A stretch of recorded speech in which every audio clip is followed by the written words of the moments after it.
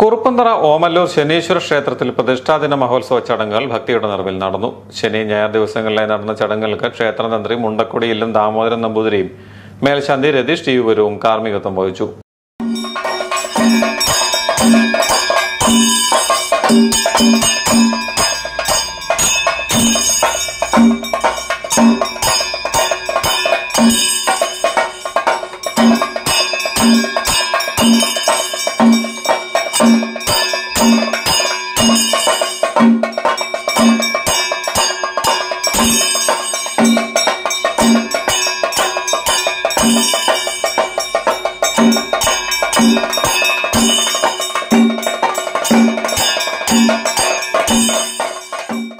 തിങ്കളാഴ്ച രാവിലെ നട തുറക്കലിന് ശേഷം അഭിഷേകം, ഉഷപൂജ, മഹാഗണപതി ഹോമം, കലശപൂജ, കലശാഭിഷേകം, ഉച്ചപൂജ, പ്രസാദ വിതരണം, മഹാപ്രസാദമൂട്ട് എന്നീ ചടങ്ങുകൾ നടന്നു.